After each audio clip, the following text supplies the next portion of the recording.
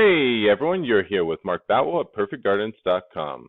So today we are talking about Lotus Nutrients Grow. This is part 2 from Lone Wolf, a question that was posted on our YouTube channel earlier this month. Are you tired of getting crappy advice from your local hydroponics store? Or having to search all over forums to get advice that only takes you in different directions than solving your immediate problem? Well, join our membership for $50 a month. You get direct access to me. We'll connect on WhatsApp app. And just like this gentleman that started back in July with us, as problems arise, we are here for you.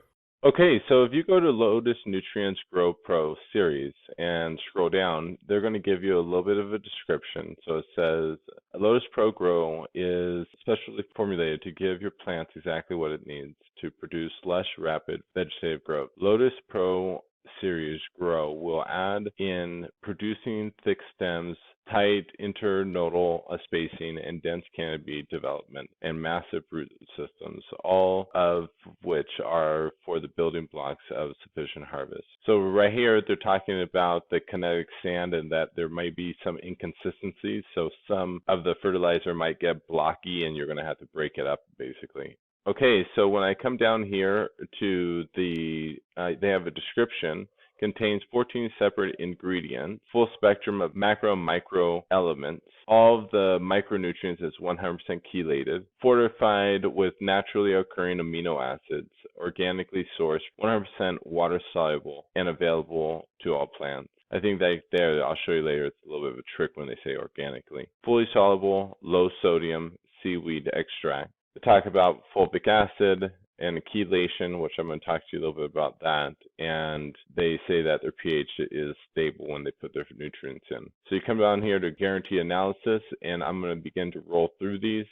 I've done something very similar to this with the Fox Farm line, and so I'm going to show you some comparisons where I think Lotus is getting their nutrients bottled from the same manufacturer that Fox Farm is bottling their fertilizer, or they're buying their nutrients, their bulk nutrients from the same company. So let's go ahead and dive into the first one, and I'm just going to roll through this, each one at a time. So I'll start with this one, but then I'm going to just jump down to where it's derived from. Okay, so let's go ahead and start with the first two because I think this is pretty significant to understand. Okay, so this specific type of nitrogen right here, when you look at it, this nitrogen is a measure for the amount of amina, a toxic pollutant often found in landfills. So I thought that was kind of just, when you stop right there, such as seaweed, liquid manure, and other liquid organic waste products. So I thought that was kind of interesting when you think about this. So they have a nitrogen here that's toxic and pollutant. Second, when you come over here, I wanted to show you guys what it looks like when you have a nitric nitrogen. So nitrates create dead spots in the ocean and in water. And so this is basically what it looks like. So right there in the very beginning of this, I'm identifying two nitrogens that aren't in line with my values. In the Fox Farm line, I really recommend you go back and listen to that. I talk about similar things, but I talk about things around picking nutrients in line with your core values. And why are you going to give something to your plant that is toxic? Right when here you look, Google it for yourself. You just see it right here, a toxic pollutant. And then the next one right here creates extreme algae blooms and ends up destroying the water systems. So let's go to the next one. The next one's calcium ammonium nitrate. So two things to point out here is it is a synthetic fertilizer. It's created from limestone and it's mixed with this right here. Next, it says that calcium amino nitrate is used as a fertilizer. Okay, so it's commonly used, but it is a synthetic fertilizer. Next one is your magnesium nitrate. So once over here, magnesium nitrate right there. Okay, so this magnesium nitrate is pulled out from mines and caverns. It's also used as a fertilizer for nitrogen. So once again, I've talked to a lot of people about nitrogen a lot. So remember, nitrogen is a gas, right? And our plants absorb nitrogen from their stomas under their leaves. That's when the plant is functioning properly. Like if you go out into the forest or anywhere in the world and all the trees on the mountains, just go outside and look at stuff that's growing. Is anyone fertilizing that stuff? No. It's because the plant has a full microbiology system that keeps the plant growing healthy throughout the entire year and dormant at specific times.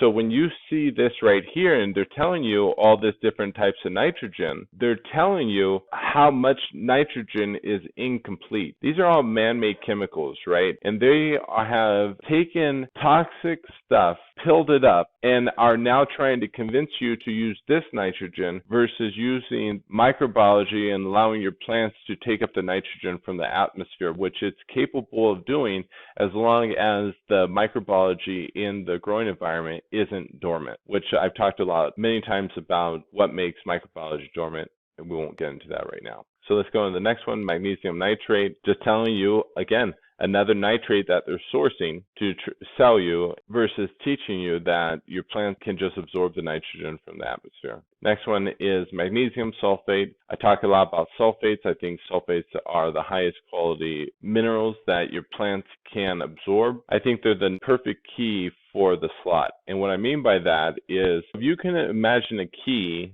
the large handle where you turn the key is this right here, the magnesium, but the teeth is sulfate, or the secondary bond. These secondary bonds can be beyond sulfate. They can be phosphate bonds. They could be a number of things.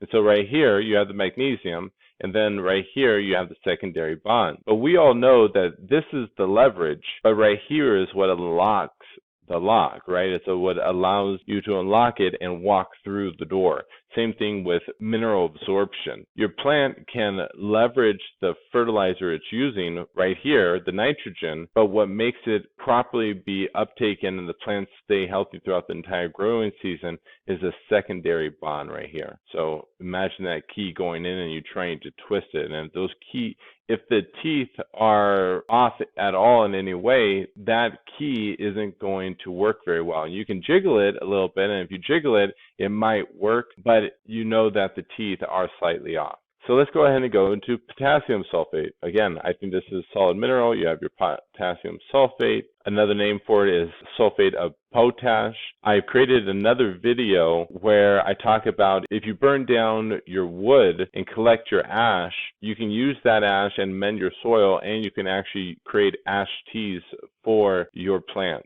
So yes, once again, this is basically broken down cellulose. This is normally commonly extracted from the burning down of wood, and then you're refining that ash, collecting potassium sulfate. Okay, so far they have a couple products I like and a couple products I don't. Next one is going to be your monoamino phosphate right here. This is also another name for it, monodihydrophosphate. It is a major ingredient for agricultural fertilizer and some fire extinguishers. So not much more to say. Once again, we're talking about the key, right? You have the large key, but then you have the teeth. And the phosphate or phosphorus acid is a weaker acid than sulfuric acid. The next one is your monopotassium sulfate. Not much here to talk about. It's a fertilizer, food additive, buffering agent. So once again, synthetic fertilizer. It's not organic. Next one was your soybean fertilizer. So right here,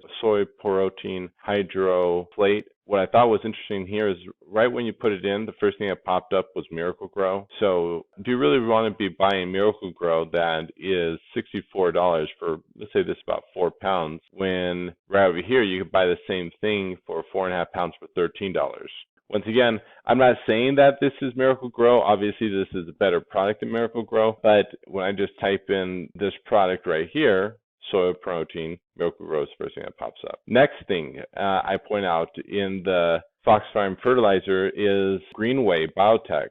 So when you look at Greenway Biotech, they produce the iron chelate, the magnesium chelate right here, the zinc chelate. And so I think this is where they're buying their nutrients from. So once again, and I'm not saying they're just buying the same product and pulling off the shelf. I'm thinking that most likely they're buying their large bulk fertilizer from a company and then mixing it themselves. But I mean, this is really, really cheap fertilizer. These are not the types of fertilizers I personally would use when I'm growing something meant to go into my lungs or even into my food and into my digestive system. So that's just more my thought process to it. So let's go on and get into boric acid. Boric acid is an antiseptic, an insecticide, flame retardant, and a neutron absorber. Again, maybe the plants use it, but when I go through on the Wikipedia side, I don't really see much of anything intended for plant use. So why is it being put into my plant? And then borax